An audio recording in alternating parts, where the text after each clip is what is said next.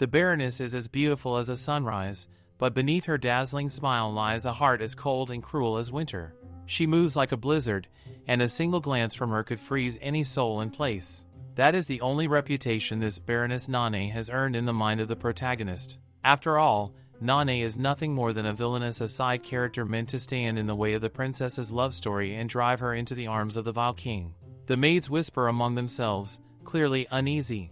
They know Nane is on her way to the drawing room, but the tea has already been set outside. One of them, mustering courage, calls out to her. Meanwhile, Lucy, newly assigned to the manor, greets Nane in a gloom-laced voice, commenting on how the weather is quite nice today and that she should have taken a walk outside. But here's the thing: when the writer truly despises a character, they make it known. Nane smiles sweetly and says she's looking forward to it all, but the maid mutters to Lucy that they've never seen her smile like this before, and if this is a threat, then yes, perhaps it is. It's becoming clear that the writer really does hate Nane, which, unfortunately, is a terrible stroke of luck for the poor protagonist, because now she's stuck inside Nane's body. Nane, the protagonist, is internally panicking, wondering if she handled that encounter correctly. Honestly, the maid's ignoring her completely is almost helpful.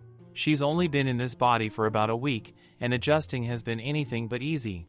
This mansion is the size of a small country. She can't even find the exit half the time. And then there's Lucy. She's strange. She's the only one who doesn't seem scared of Nane.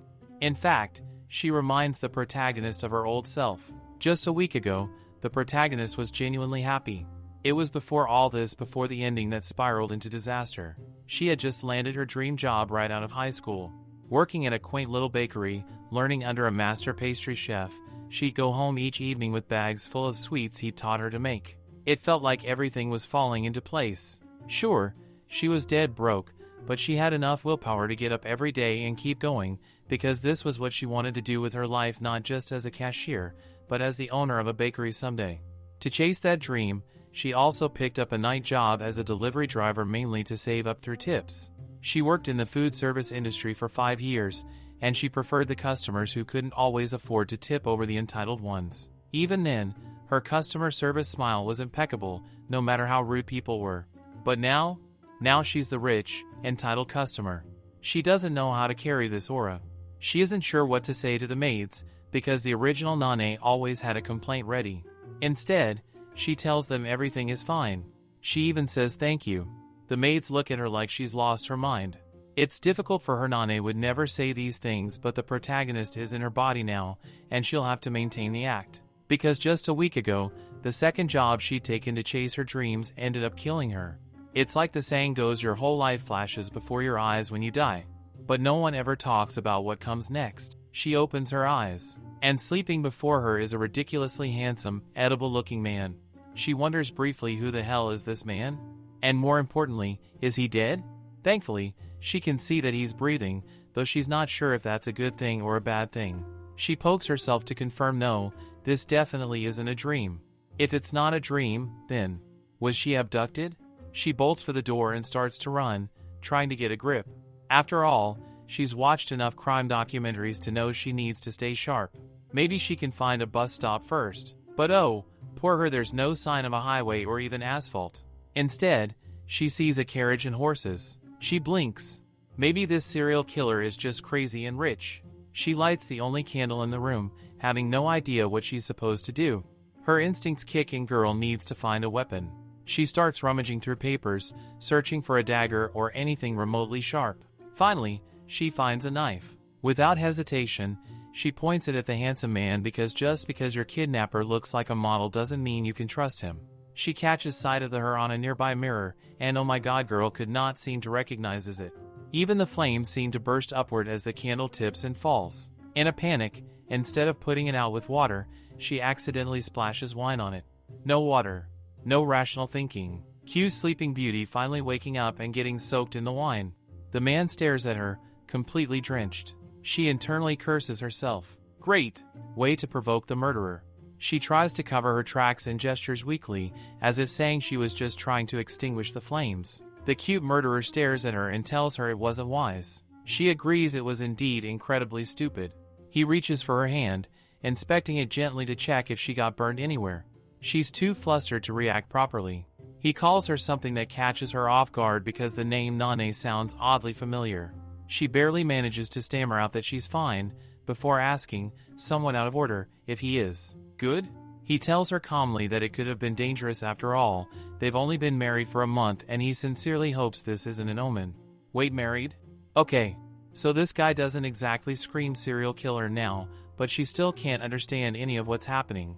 He reaches for one of the scattered papers and asks her what it is. She starts to backpedal, saying she just needs a walk, maybe some fresh air.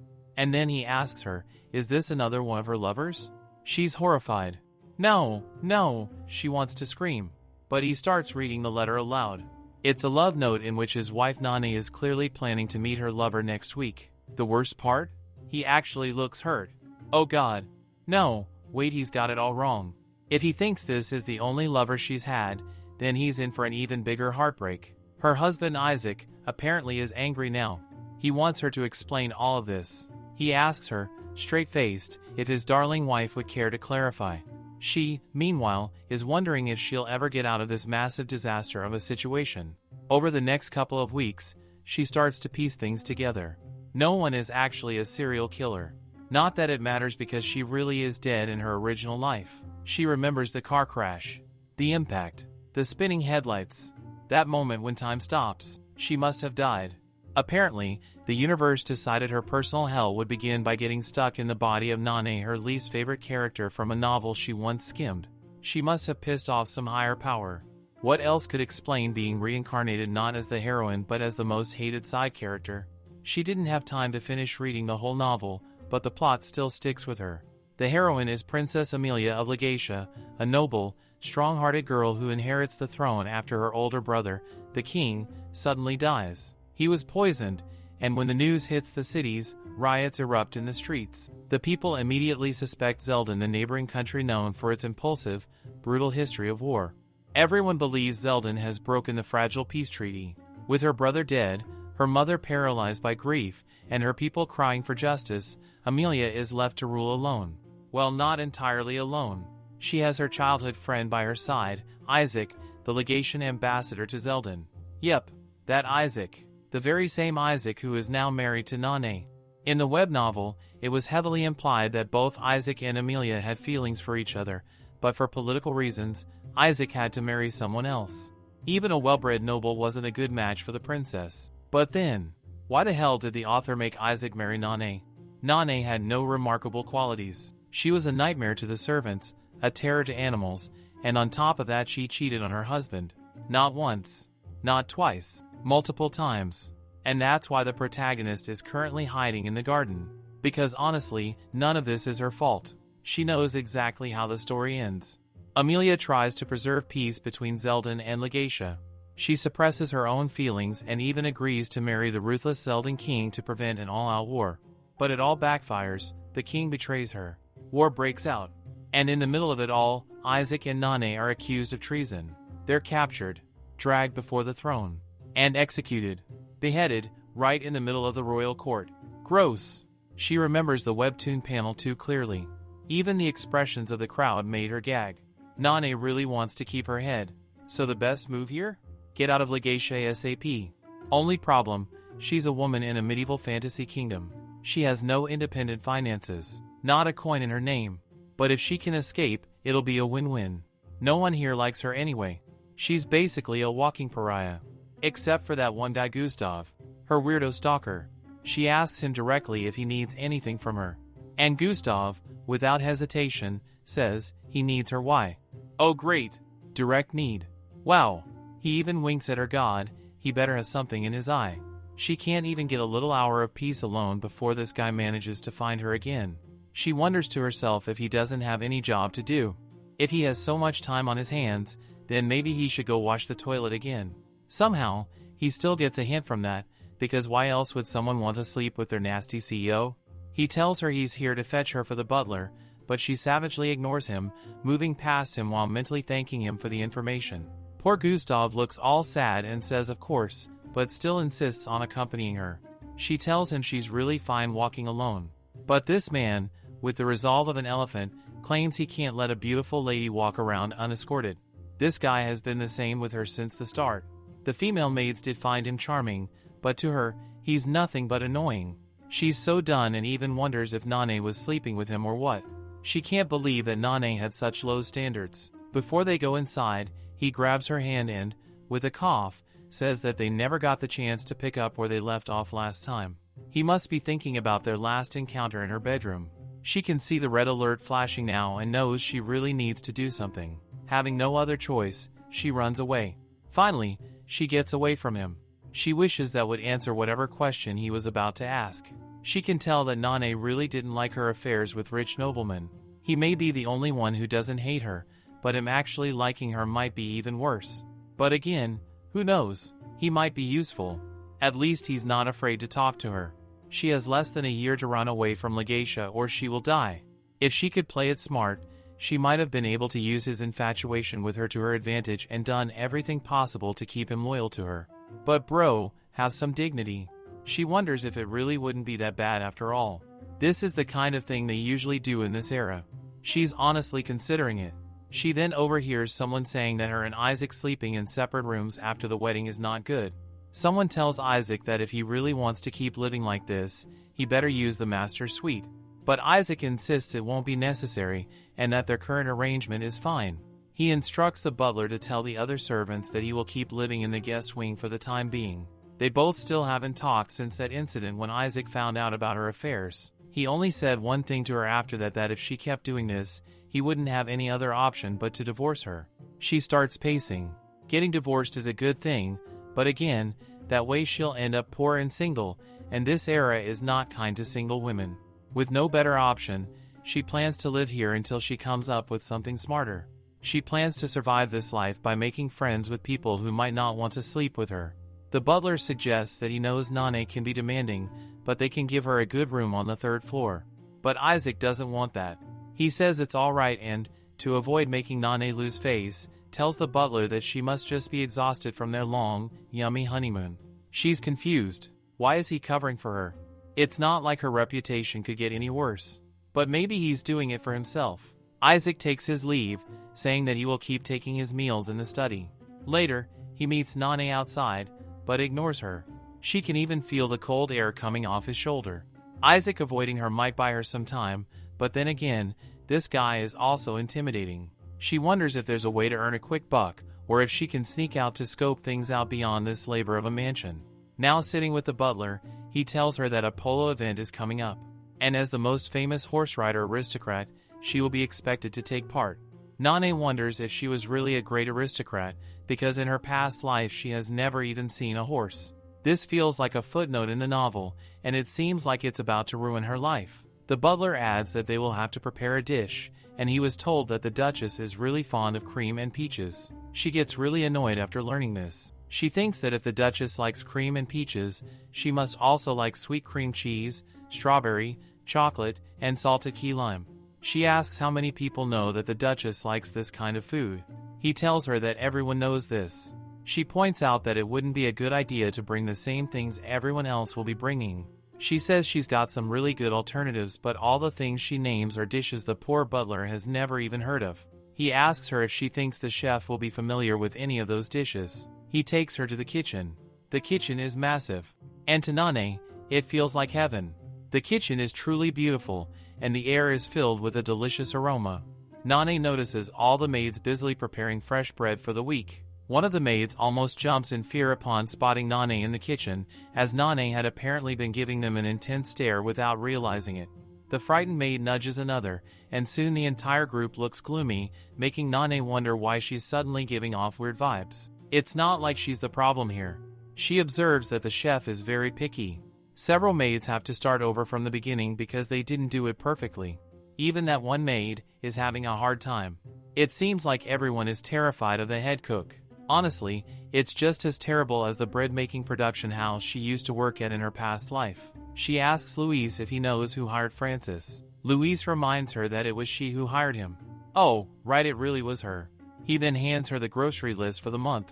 It includes everything the kitchen needs to prepare for that upcoming fancy party. Luis mentions that the budget is a bit of a mess. He knows that she fired a lot of maids a few days ago and that they haven't hired replacements yet. They can't take any more money out of the payroll account for other household expenses. She can't believe she fired someone. She wonders why. What did the maid even do to deserve getting fired? Was it that, with Nane's lavish spending, she simply wanted to redirect the funds to pay for her million boy toys? She can't believe she may have ruined someone's career for her own luxury. Then again, it's actually kind of a good yet evil move. At least she's got taste. She looks over the grocery list and finds it really small. It only has honey, cocoa powder, and the most basic fruits. But still, it might be enough to make the pastry she has in mind. She's planning to make strawberry and raspberry Napoleons. The ingredients for it are simple enough. The only question is whether she has the time. She approaches Francis to ask if the dessert can be made. Francis nods, saying yes, but it's obvious she's lying. Nane starts to wonder if these desserts even exist in this world yet.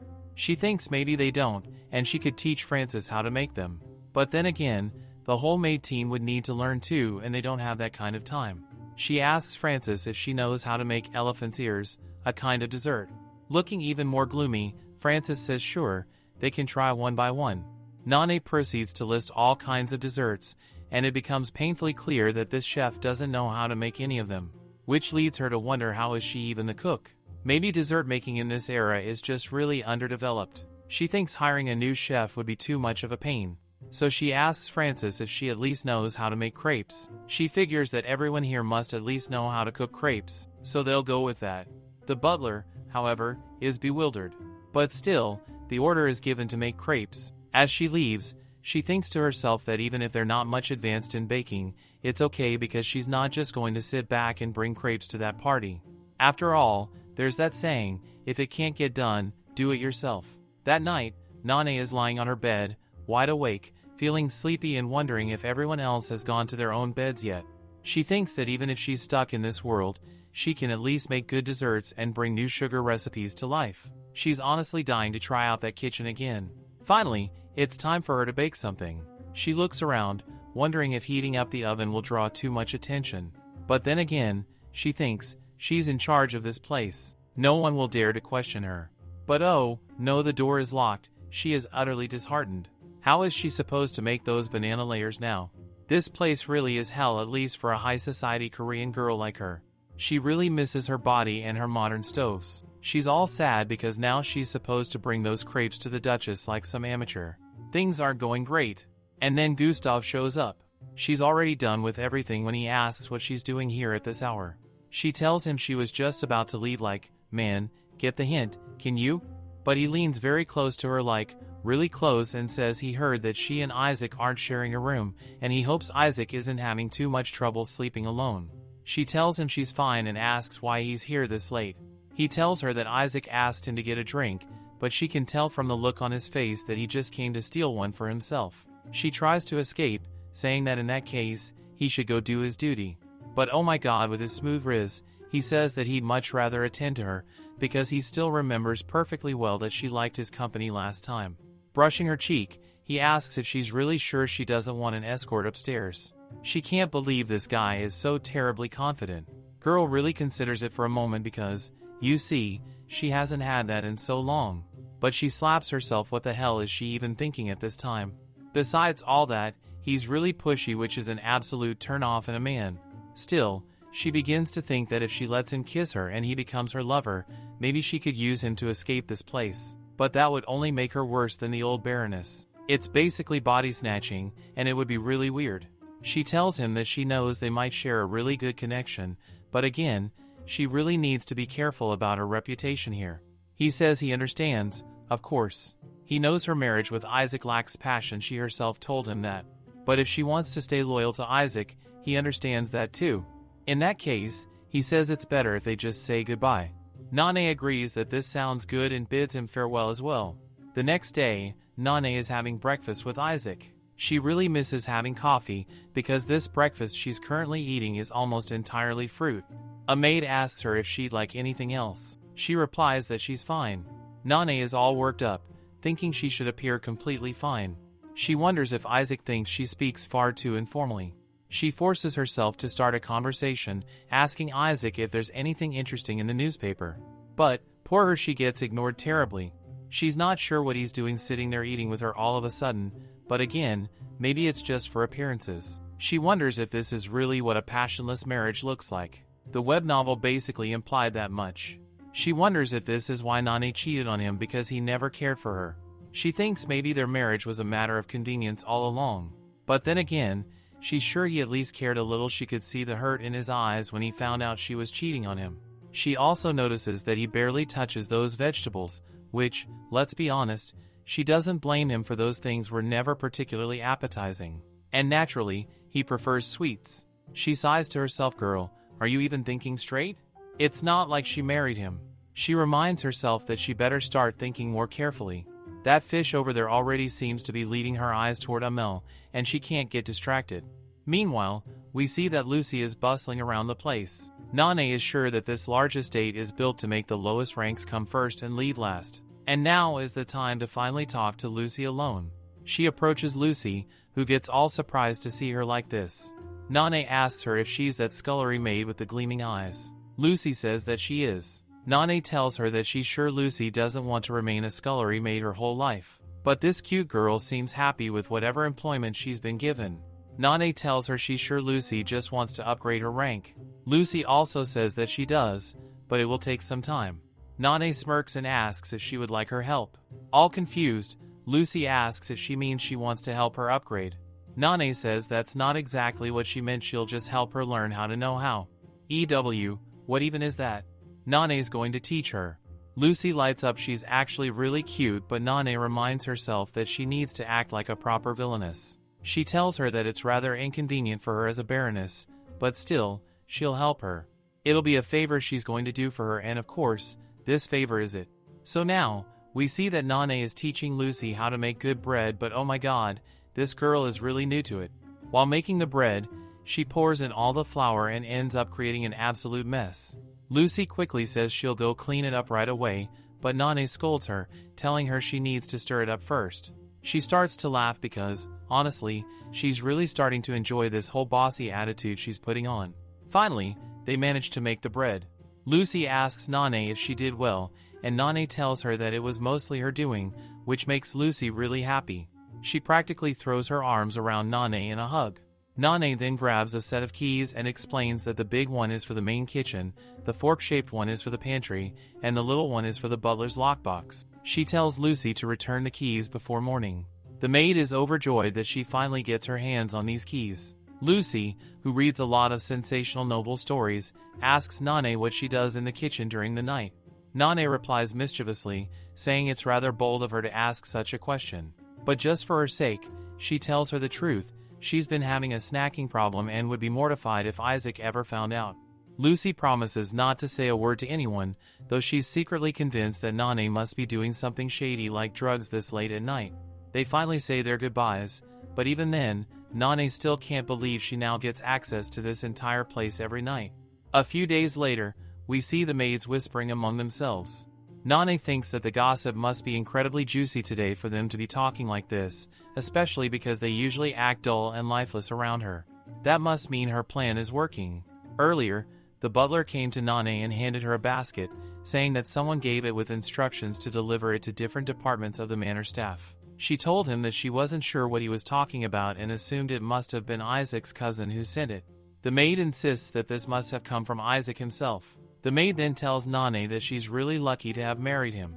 Nane is glad that she was able to use her skills to brighten up the mood around here, and everyone really does seem much happier today. She spent the last 3 nights baking for fun. She even jokes that she must have gone bankrupt making all this stuff. She ended up baking enough to feed at least a small village. She even eavesdrops on the servants talking, who debate whether they should try the sweets or not because what if they're poisoned? They seriously need to stop borrowing Lucy's novels. Still, one of the maids comments that the muffin she tried was pretty dry. Nane calms herself down, saying it's alright. After all, she's still learning how to use the iron stove. She even burned a whole batch once, but she's still sad about it because it's just not like her. She starts to note down all the problems she made that night and heads into round 2 of muffin making. She's glad she managed to get this many ingredients without worrying about wasting them. She plans to sit by the oven and watch them rise, because that simple sight brings joy to her. She takes out the muffins and sets them aside to cool for the day. As she walks back to her room, she notices the study room door is open. Inside, she sees Isaac sleeping at his desk while working. She thinks that, once again, she seems to have lost her eyes or at least, her focus. Still, she wonders why he's sleeping like this here. But he looks cute, sleeping like that. At least he isn't glaring at her. She wonders how often he sleeps in this study, and honestly, the place looks really comfy. It seems like the kind of space perfect for an introvert. She thinks that maybe he also deserves a sweet treat. She tiptoes toward him, hoping he doesn't wake up, and places a muffin by his side. She knows that one single muffin won't change his mind about her, but at least it brings her joy to give it to him. Then, she quietly leaves. Meanwhile, Isaac opens his eyes from sleep and sees the muffin sitting on his table. The day of the horse riding competition is drawing near, which means poor Nane still needs to figure out how to ride a horse. But it seems like Charlotte's mind is somewhere else. She tightens Nane's corset a little too much, and when Nane flinches, Charlotte quickly apologizes, explaining that she's a little distracted this morning. Nane notices that Charlotte doesn't look too well and asks her if she wants to take a leave. What she says is simply to take a leave, but what the maids overhear is that she's firing Charlotte. Instantly, panic spreads. Charlotte becomes terrified for her job while the other maids rush to assure Nane that this is not what Charlotte meant, and she's perfectly fine. Even Charlotte bows deeply and apologizes for being distracted this morning. Later that day, Nane tells Lucy everything that happened, including how Charlotte behaved. Lucy tells her that Charlotte is in love. Nane can't believe it. Charlotte, truly in love? Lucy explains further that poor Charlotte keeps getting her heart broken by that stable guy. Charlotte and Finn were childhood friends, and Charlotte seems to be head over heels for him, but he remains very defensive. A few weeks ago, he apparently fell in love with some girl from town, and now he won't stop talking about her. Nane wonders how Lucy knows all this. Lucy tells her that no one really notices her, so she ends up hearing all kinds of conversations. Nane finds it hilarious and mutters that boys like this seem to exist in every era. The two of them share a funny moment. Now, Nane is out there with her horse, because the girls got only 3 days left until the competition. Not only that she can't pretend to be sick and miss this polo match, she really can't afford to miss this one. After all, she needs to make connections to rise in this place. She's literally out here, half begging her horse to listen to her. She introduces herself to the horse, saying she's Nane and swearing that she didn't get into this body from another world. Gustav arrives. She turns to him, explaining how much she really needs him right now, which genuinely shocks him. He says he's trying to honor her request, but still doesn't understand because she was supposed to be the most decorated rider from the countryside. Nane doesn't really know how to lie about this anymore, so she admits that she's not good at all. He asks about the trophies displayed on her wall. She admits that it's a good question, but says they're all fake. He smirks confidently and says he hopes this isn't some excuse just to get him alone. She huffs, saying if he doesn't want to help, he can just say so. He denies saying that, though it definitely seems like she has her own secrets too. He adds that he's flattered she's telling this to him and asks her to follow. He tells her to stay calm, because like all horses, her horse Biscuit can also hear fear. She scoffs at the name, calling it ridiculous. Gustav tells her it's based on his favorite food. She can't believe it. What kind of horse has such terrible taste? He explains that for now, if she wants to pass herself off as a practice rider, she needs to learn how to hold her posture upright without bouncing around. Later, she sits defeated. Gustav admits that he always found it strange that she was considered an equestrian, because in Legatia, this sport is usually pursued solely by men. He tells her he's half Legatian, born in Zeldin, and has lived here for a few years. She asks him if it's been difficult adjusting here. He tells her that she might not remember, but he was hired by Isaac right after the king's death. Legatians did blame Zeldins for that, so he expected the staff to be cold to him, but that wasn't the case. After all, Isaac is the Legatian ambassador to Zeldin. Why would he allow discrimination in his own staff? And on top of that, Gustav is charming and handsome, so why would anyone hate him? Nane mutters incredible under her breath. She's beginning to like him even less than she did 5 seconds ago. Gustav adds that even if they did treat him differently for being Zeldin, it wouldn't have mattered. It's always been his dream to work for a Zeldin diplomat. Nane thinks to herself that if only he could know how this is going to end. She says that it seems like he enjoys being Isaac's footman. He smiles and says that, for now, yes, and then points out that she's riding quite well now, all thanks to him. She starts to ride her horse, saying that this is right, and warns him that if he ever tells anyone, she will call him a liar and have him fired immediately. He simply replies with, "Okay, ma'am." Now we see Finn again, talking about the new girl who's caught his heart. His friend sarcastically reminds him that he felt the same way about the last one. Watching all of this is Nane. She sees that Charlotte is also there, looking heartbroken as she listens in silence. Nane turns to Gustav and says that she would like to ask another favor from him. We see that Nane is peeking at Gustav, who is currently trying his best to lift Charlotte's mood. Just a while ago, she had thought to herself that she might need to study his technique too. He really is good, yes, good at so many things. Seuss had told him that his shameless flirting might be exactly what was needed this time. Now, back to Gustav using his charm, Nane notices that even that F-boy seems to be paying attention too. Charlotte might finally get a revenge. Meanwhile, on the other side, Isaac is speaking to the general. He says that he doesn't think this plan is sustainable.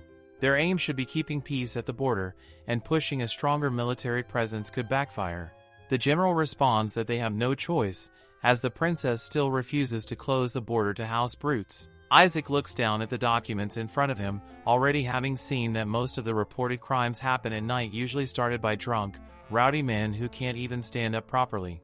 He suggests that a curfew might help, but the general argues that it won't fix anything. The longer they delay, the angrier their people will become. He adds, almost bitterly, that the late king was Isaac's friend too. Isaac glares at him and says this is exactly why he understands better than anyone that starting a senseless war is not the way forward. The general, however, still insists. What does Isaac think they'll gain by waiting? Their enemies in the north, Zeldin, seem to be waiting for an opportunity to strike. Ever since the failed Steel Agreement and the confirmation of Amelia's succession, rumors have spread. Some say she poisoned her own father to take the throne. Having had enough, Isaac sharply asks the general to watch his tongue. But the general scoffs, saying he isn't a fool either. Still, he thinks that if they don't go after the so-called murderer, it will look as if they're cowards. Isaac can see that the man is loyal to a fault, but he makes it clear that his stance on the border will not change. Still, he offers a compromise. He will send a garrison to support the enforcement of the curfew. The general scoffs again, saying it's funny to be making deals with him now, and maybe that's something Nane appreciates about Isaac too. Isaac begins to reflect. He knows exactly what Nane appreciates. Popularity, spotlight, security. He thinks they might have made a good match in theory. With her ability to command a room, he felt like he could finally get a reprieve. They had agreed to marry for their own reasons. He knew her feelings for him were shallow, but that had been fine with him. They wouldn't have rushed into anything serious. But now, there are bigger problems to deal with. Later that night, poor Nane is out again, trying to train with Biscuit. She goes to him gently, begging him to go with her. She even promises not to make fun of his name. She stands between his eyes, thinking that he's such a powerful creature he could kill her if he wanted to. She tells him he doesn't have to worry, he got something for her too. She gives him the biscuit. Just then, she hears that Finn is calling for Charlotte. She says to herself that Gustav has no romantic interest in her. She adds bitterly that this is obvious. Why would anyone have a love interest in her in the first place? She thinks that everyone sees her as naive, clumsy, and plain. She says that it's fine, she's used to it. No one has to care about her at all. But Gustav calls her by name and says that he can't help it, he cares about her a lot. And then he kisses her. Nane, watching all of this unfold, is clearly shocked. She thinks that this was such an unexpected plot twist, but the girl is clearly enjoying it. She turns to Biscuit again, taking out another biscuit and reminding him that she brought him food, so he better act right with her. She begs him to be nice, but oh my god, the horse does not seem to like her at all. He suddenly starts to run at full speed. This throws Nane off completely.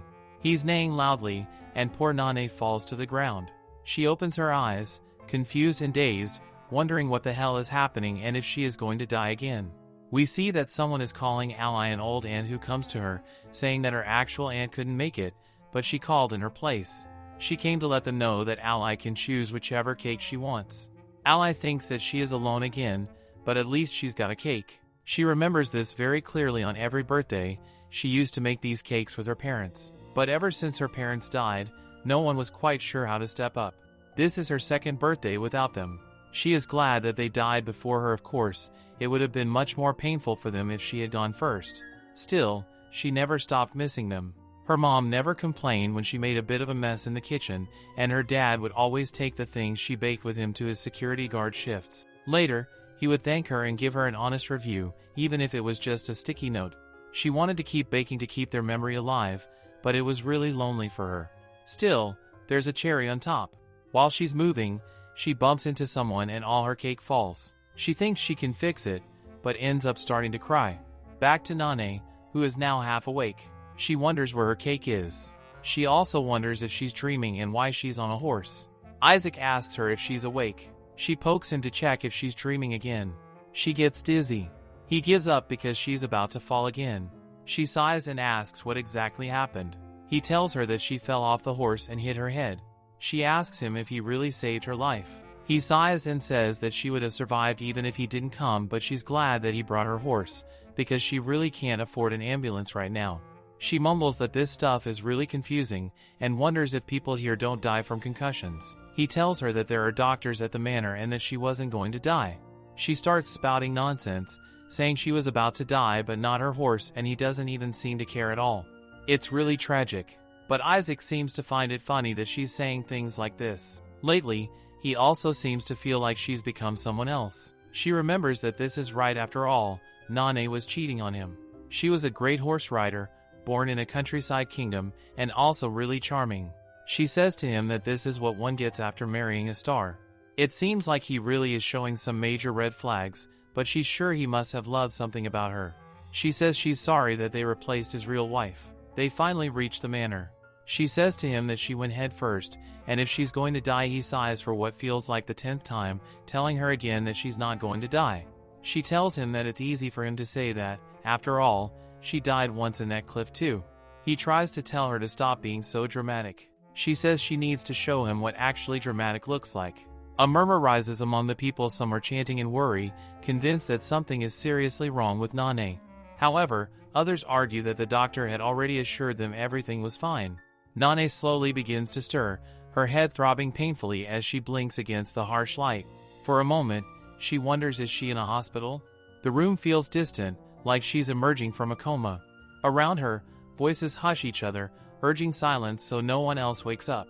But it's too late. Nane is already awake. Akira quickly approaches, asking if she's alright, mentioning that the doctor had checked on her earlier that morning. Nane stares blankly, her mind foggy. She wonders what exactly happened because the last she remembers, everyone, including herself, had been acting strangely. Visiting the servants, wandering aimlessly, it's all a blur. She doesn't recall any of it clearly. A maid beside her exhales with relief and gently says it's understandable. They all figured something like this might happen. Nane finds it oddly amusing, the idea that the bump on her head might have actually changed her personality. And then, like a lightning bolt of inspiration, it hits her. Why hadn't she thought of this sooner? She sits up suddenly, excitement in her voice. She tells the maid she's had a realization, a lot of things have become clear to her. And more than anything, she just wants to say one thing: she's truly thankful. For all of them. This moment, this accident, it's the perfect excuse. She hit her head, and now she's a completely different person. Tears prick her eyes, tears of joy. Finally, she can stop pretending to be the cruel, cold girl everyone feared. Now, maybe she can actually make some friends. But just as she tries to stand, the room spins. She's dizzy, her body not yet ready to cooperate. Hopefully this isn't actual brain damage, she thinks wryly. Meanwhile, the maids and aides watch her with uncertainty. They're still not convinced that this new Nane is the real deal. But she brushes it off. As one of the aides opens the door for her, she thanks him warmly, something that makes the other maid open her mouth in shock. As she steps out, Nane sees Isaac waiting for her to have tea. Of course, she thinks. Out of all the days, this man had to choose now to have tea with me? It's awkward, this man who pretends to be her husband, but secretly can't stand her. Nane wonders if she can blame her current confusion on amnesia. Maybe she can pull it off. She really doesn't remember much about last night anyway, and what little she does remember seems chaotic. Still, she knows deep down that she can't keep pretending forever. Just thinking about the past, the affairs, the lies, makes her feel sick. Isaac, trying to keep the mood steady, tells her that he hopes her wishes for the new day will grow and come true. She nods faintly, saying she needs rest. After all, if her injury is serious, she won't be able to participate in the upcoming match. She delivers this line with the right amount of disappointment, as if it's tragic news. But inside, she knows she'll just blow them off during the fancy dinner party. Isaac, however, has a different take. He suggests they skip the entire event altogether. That catches her off guard. She flusters, raising her voice, insisting they absolutely cannot cancel. She quickly apologizes, admitting she didn't mean to react so strongly, it's just that she's been under a lot of stress lately. She tells him she was actually looking forward to this one party. Besides, she argues, it would be rude to cancel at the last minute. Isaac sighs, agreeing it would be rude, but he also wonders what exactly excites her so much about this party. If it's just to see one of her special friends, he'd rather she endure public humiliation than make a fool of them both. He tells her he doesn't care what she does in her free time, but in public, she needs to act in a way that won't damage his image. Nane responds gently, assuring him that she truly has ended her affairs with her pen pals. She never intended to win his favor again, but he had carried her home the other night. That act meant something. She says she knows they hardly know each other, but being stuck in that bed gave her time to reflect. And now, she realizes many of the assumptions she had made about him weren't fair at all. She apologizes, then adds something hopeful: she wants to get to know him better. Isaac, a man known more for diplomacy than sentiment, listens quietly. When he first proposed to her, he says, he had believed her to be the most surprising woman in the court. But even he, as a seasoned diplomat, admits he misjudged her. She will have to forgive him for not trusting her fully. Then he adds that if the party still excites her, she can go by all means. From the beginning, their marriage had been one of mutual convenience, after all. Nane smiles. But what if, she says, we could be more than that? She's still smiling as she suggests it wouldn't hurt to be good friends, right? She knows, of course, that first she must earn his trust again. And beyond that, she wants to make things right with the servants. For better or worse, she doesn't want to be the woman he married, not that version of herself. She isn't trying to replace anyone, but she wants to live happily with everyone here, including him. And so, little by little, Nane begins to see a path forming before her, a chance to change the story. Today is the big FUA, the long-anticipated one-dish party, and finally, the day has arrived. Nane is excited, dressed, and prepared, but Isaac has been giving her the cold shoulder all morning. She notices it clearly but tries to brush it off. Why should she care if he's angry? She isn't about to let him ruin her day. Isaac makes it abundantly clear that whatever peace they seemed to have the other day doesn't mean they're suddenly on good terms again. Still, Nane holds her head high. Her lemon bars turned out perfectly, and she's confident they'll be a hit at the party. Trying to lighten the tension, she offers one of the lemon bars to Isaac, asking if he would like to try it. He responds curtly, saying he heard the chef had strict orders to only make crepes, and asks whether she overburdened the staff with this new pastry. Nane, slightly offended but still composed, swears on whatever they believe and that she made them entirely on her own.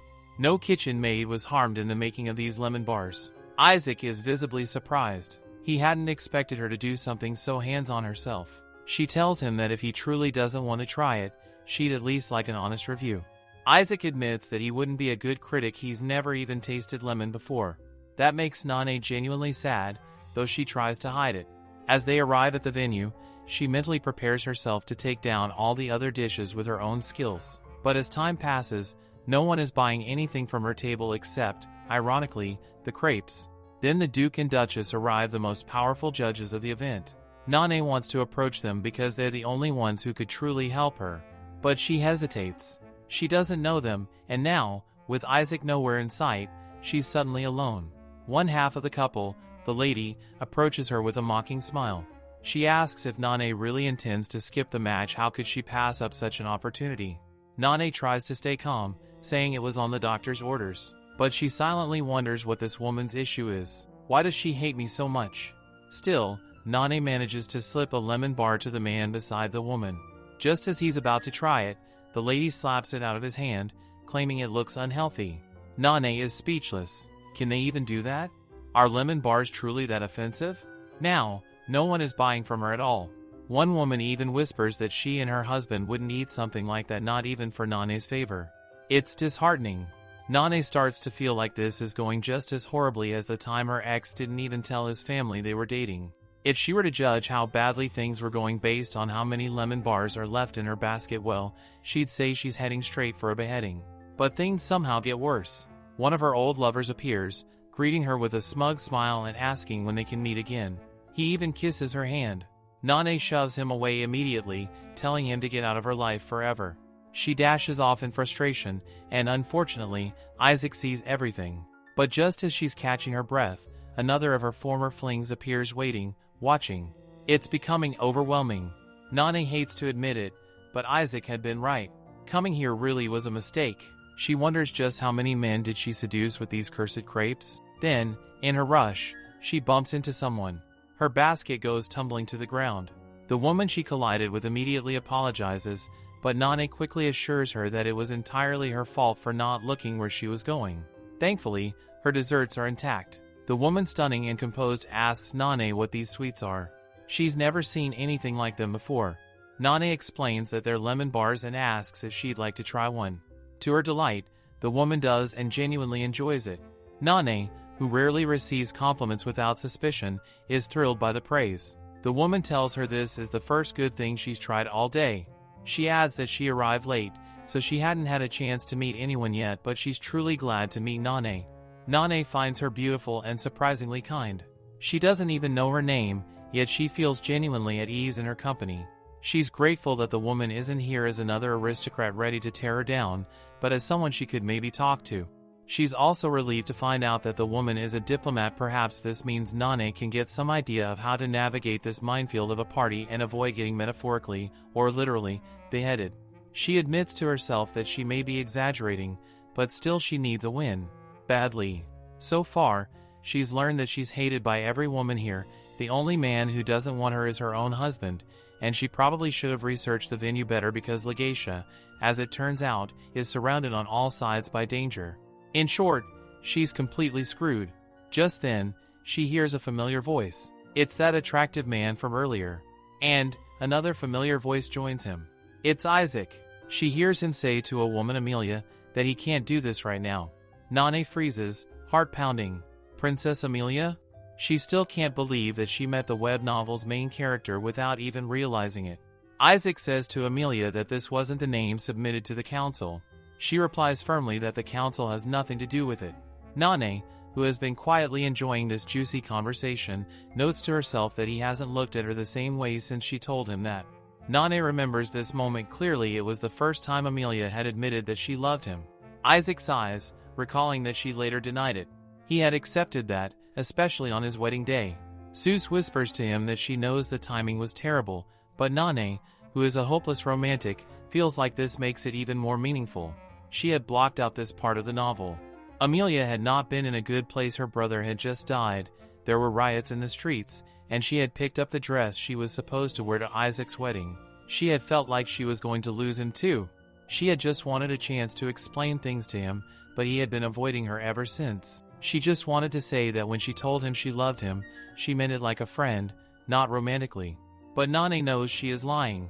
Even in the web novel, despite the Drifter arc tearing them apart, Amelia was still in love with him. Isaac holds Seuss's hand gently, and Nane wonders if they're about to kiss. She feels shy, unsure if she should even be here. As much as she wanted this web novel to be adapted into a movie, now everything feels surreal. She remembers how in the novel, Amelia took back her confession, thinking it would save their friendship, but it had always been obvious that Isaac hadn't gotten over her either. He even confessed that to her on her wedding day. Now, she finds herself being called over by the Duke. She tells them that she is genuinely glad to have met them, that she had been looking forward to it the entire party. The Duchess says it seemed like she didn't want to participate in the polo match, which she had been excited about just to see her. She then asks if they can try her pastry. Nane tells her that she can have as much as she wants. The Duchess is delighted and says the lemon tart is absolutely amazing. She even insists her husband try it. The Duke protests that he's on a diet, but the Duchess brushes it off, insisting that he is too handsome to worry about dieting. Nane sighs at the sight. It really does seem like the two of them are genuinely in love, unlike some people she knows. Hearing this, several others come to Nane asking if they can also try the lemon tarts. She gladly lets them take as much as they like. Finally, she is done making others try her lemon tea and tarts. She feels relieved that they all enjoyed it a lot. Her efforts have paid off. Though she still thinks her efforts were a little silly, she reflects that poor Amelia had to run an entire country with a broken heart. She wonders if anything would have been different better if Isaac and Amelia had ended up together. She is about to get closer to the royal court of Zeldan in a few months. Amelia is truly a good girl and incredibly amazing, but she doesn't want a girl in her 20s to end up wasting her life on a broken man, hoping she'll fix him. The king of Zeldan had seduced Amelia with his deep voice and his powerful build, only to use her and then marry someone else. Nane thinks that if only Isaac had returned Amelia's feelings, things would have been so much easier. But suddenly, a new idea strikes her. What if Amelia never falls for that Zeldan king at all? That way, she would never be betrayed by him. And the only way to ensure that is to make Isaac and Amelia end up together. Maybe Nane can do more than just save herself. Maybe she could stop a war. That would be the price of breaking her web novel marriage, but it would all be worth it. She's pulled from her thoughts when the Duke approaches her again. He asks her what she's doing here, all nervous and flustered in such close proximity. She tells him she just came out for some fresh air. The Duke then says the very thing he had once intended to say to her, but adds that now, he doesn't know how he can, when she takes his breath away. She is all confused, thinking this can't possibly be happening. Of all people, this man is acting like this just because she thought he liked his wife? And on top of that, what the hell was Nane even thinking, giving some of her time to this old man? She smacks him with her basket, telling him to get away from her. The Duke scoffs, wondering if this is why she's acting like this, because he was thinking about why she didn't respond to his letter. It's good for him anyway, as he likes chase. But just in time, Isaac arrives and grabs him down. Even Nane is shocked to see him here. Isaac says to the Duke that he always thought he was a scoundrel, and he's glad he followed his instincts. The Duke stands up, admitting that Isaac does seem to say impressive words, which reminds him that Isaac is also called a bastard. But here comes Nane's lemon tart straight to the Duke's face to shut him up. Isaac doesn't seem to see if that was really necessary, and this makes the Duke angry. But Isaac steps forward, saying to the Duke that if it were him, he wouldn't be so calm because he met his wife, who was looking for him. Isaac would be happy to tell her like this, but if the Duke wants, they can keep this topic off Nane. Nane thinks that this is the first time she's actually happy to see Isaac. Things could have gone terribly wrong, but again, it still looks pretty from the outside. And now Isaac's divorce eyes are back. Isaac asks her if he laid hands on her, but she assures him that she's all fine. She cleans her skirt, as she got some cake on it, and then says that they are leaving now. In the carriage, she thanks him for helping her and says she hopes he didn't get his hand hurt. She never knew what to expect from him, but she wonders if he thinks she was trying to seduce the Duke. He only says that he has one question for her, that many people at the party said her lemon tart is really amazing, and he wonders if he could have a taste. This makes her really shout inside, and she says to him that of course he can. But, ops, she already ran out of all the lemon tarts. She remembers that she had only one left and she threw it at the Duke's face. She asks him what his favorite dessert or flavor is, as she would love to make something for him.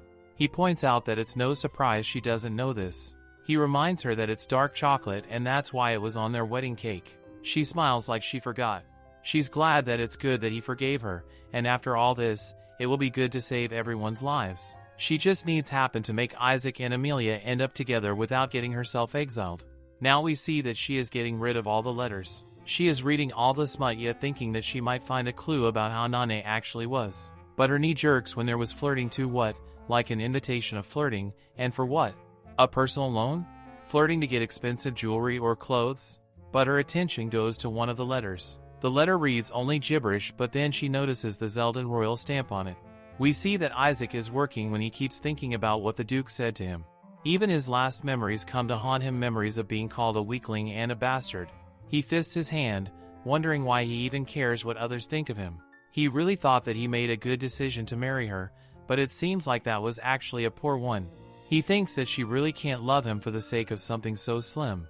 But who knows, maybe she indeed might get rid of all her affairs. He thinks that she sure does seem like a different person these days. But he turns away from that thought, telling himself that he knows better than to trust anyone's words, as human desire can change at any moment. Now we see that Nane is looking into a book, and the seal mark really does look somewhat like the one in the book, but it looks rather janky. Gustav comes from behind, saying to her that it's rather unexpected to meet her here, and asks what she is reading. She calls him Dusty Donuts and says that he can't just come and sneak up on people like that. He says to her that he's sorry and that he can leave if she's reading something important. She says to him that it's good that he's here and asks if he has ever seen any seal like the one in the book. She says that her guess is that it must be a forgery if it's even slightly altered. Gustav takes the book from her and asks her where she saw it and if she had seen it, then where exactly. Now the nope vibes go off. Gustav asks her why she doesn't show it to him, so maybe he can verify it for her or drop it altogether. But she lies, saying she doesn't have anything of that sort and that she was just wondering since she heard some diplomat talking about it at the party. She says that now, maybe it's time she takes her leave.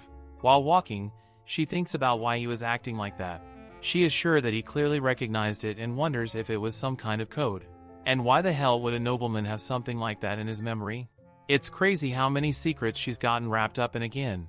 She's feeling like she is still steps behind in the story she has read, and now she's thinking that maybe she really shouldn't have skipped all those boring political talks. But again, the reader usually only reads the romance part. Still, she's got only one person she can ask about it, and that is Isaac. After all, he is the smartest, and he has been studying Zeldin and legation history for a decade. Nane wonders how she can possibly get on Isaac's good side. Now, we see her in the kitchen, trying to make something. She recalls Isaac once telling her that he likes chocolate, and that their wedding cake had been of the same flavor. She thinks to herself that there's no way the real Nane would have remembered such a detail. Even Amelia, who had been close to him, was never truly able to understand Isaac, and it had taken her a long time to get him to open up. She's making cookies, but good heavens, she's absolutely crumbling under pressure. There's smoke everywhere. As she frantically tries to salvage the situation, she sees Lucy standing nearby. Nane asks her what she's doing here. Lucy tells her that she sleeps down there. Nane is confused and asks what she means by that. Lucy explains that the head maid locks the upstairs door if she returns late from her duties, and apparently, it's meant to teach her a lesson. Nane gets teary-eyed hearing this. She finds it incredibly cruel and hurtful. Lucy then asks her what she was making or trying to make.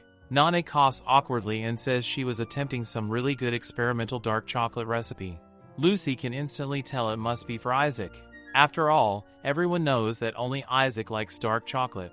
Nane admits that's right, saying only an idiot wouldn't know that by now. Lucy asks her if she can learn how to make it too.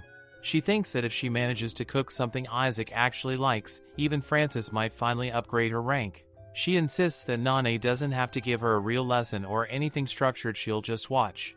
Nane is more than happy to let Lucy help out, especially since bossing her around seems to be her new favorite pastime. After 3 hours of great effort and chaotic teamwork, they finally manage to make something. Nane isn't really sure what it is, but it seems edible and maybe even yummy. She's all excited and confident that Isaac is going to like it. She thinks that if she can get him to talk about Zeldin, then maybe she'll be able to figure out something crucial, perhaps even about the mysterious letter. This tea day, she arrives all prepared for Isaac's tea time, but the girl is being completely ignored by him. Still, she grins, knowing she has an ace up her sleeve. Then come the desserts. She hopes he likes them, but oh no, a very stunning lady is already seated, and the table is crowded with delicious treats. Yet, he hasn't even glanced at them. Finally, Isaac turns to her and asks if she wants something or if she's planning to stare him down like this the entire afternoon. She reacts, flustered, not staring, just hoping to talk to him. More like friends, she thinks. But Isaac questions what kind of friends start conversations with, "Oh, my lovely husband," or "Oh, my lovely wife." At this point, even she isn't sure how things are going. He touches her arm and wonders aloud if she's trying to seduce him, maybe hoping to lure him into her bed since life must be awfully boring for her without her lovers. She's genuinely confused. What on earth is this man talking about? She tells him she isn't trying to seduce him. If anything, she wants them to at least learn to tolerate each other. It's getting your stuck with me energy. She lets him know that she's not here to tease or tempt, but genuinely hopes they can have a conversation about Zeldin politics. He asks why, now of all times, considering she used to openly find his work dull. She admits that maybe she was a dumb girl in the past, but now, she really wants to know what's going on with all this war talk. She's practically flattering him, saying he's the smartest person she knows. In truth, she already knows that war is inevitable, but what matters more is understanding Isaac's position, what he thinks about it all. He tells her that whether or not they go to war depends on what suits Zeldin the most. She asks if they're cruel and opportunistic. He admits they are certainly opportunistic, but he can't say for sure whether they're cruel. When he was first appointed as ambassador, he traveled to the border and witnessed their gladiator tournament. The Zeldins are infamous for it. It's a fight to the death until one yields, though very few ever do. Watching it was difficult. That's when he began to think that their reputation for violence existed for a reason. He continues rambling about some historical matter involving Turku, which she finds really boring. But then she notices he's finally reaching for the muffin. Her eyes gleam as she watches him take a bite, wondering whether he likes it. She mutters that regardless of all the history, the situation is really complicated. There's a lack of respect on both sides, mostly due to ignorance. He explains that the Zeldans honor value, strength, and most importantly community. Their people have great loyalty for their king and queen, and the feeling is mutual. That's why they could be considered the third great enemy, especially when looking at their history.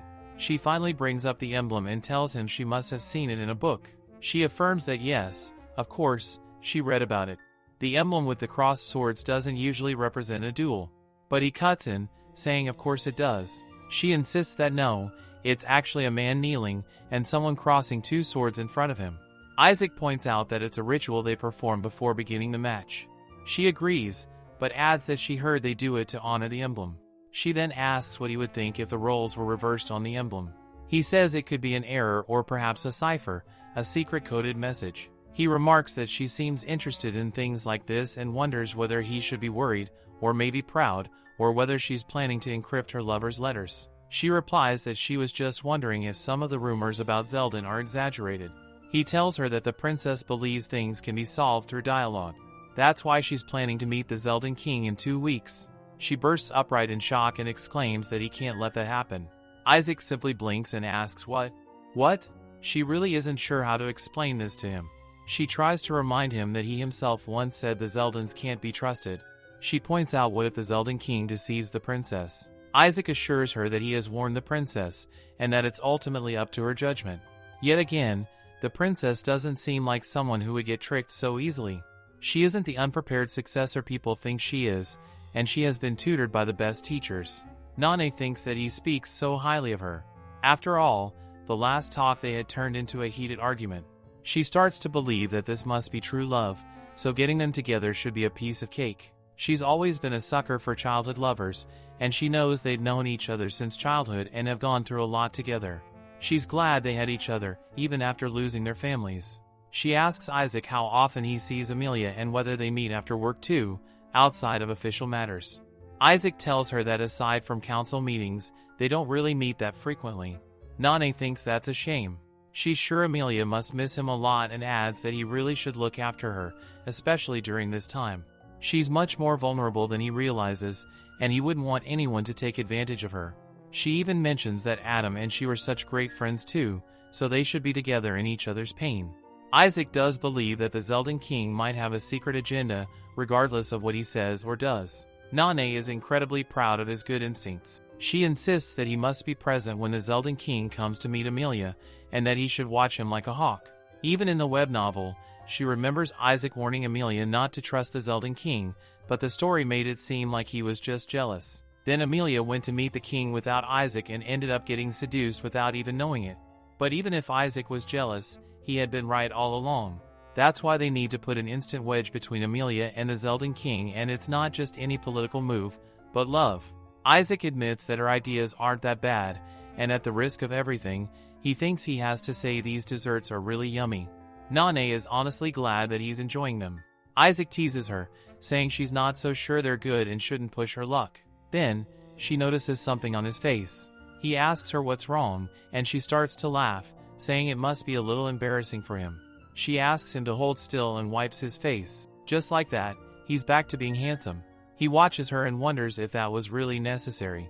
She can see that he's blushing now, but it makes her wonder, did she cross a line, fate, or maybe just her impulsiveness gets the best of her again. She can't help but wipe that dumb face of his. She knows she used to do things like this whenever she liked someone, but it's fine. He might not have even noticed how deep that moment really was. But then he thanks her and wow, it turns out it was super effective. Now, he can't even look at her straight. And holy cheesecake, this is really awkward now. Back in the library, she remembers what Isaac told her. She thinks again about the crossed swords they're reversed. She wonders if maybe the letter was just upside down, but that's not the case. So, she starts reversing the order of the Zeldan alphabet and reassigns each letter to its corresponding placement in this new reversed order. Now, when she looks at it, it seems like a date. She starts writing and finds that it's super easy for her to solve this. It looks like coordinates on a map, a location, and a date. She whispers to herself that now it's time to turn their swords. She wonders if the message is trying to say that they're planning to do this to her country. Her thoughts spiral. Could Nane be the spy on the Zeldan crown?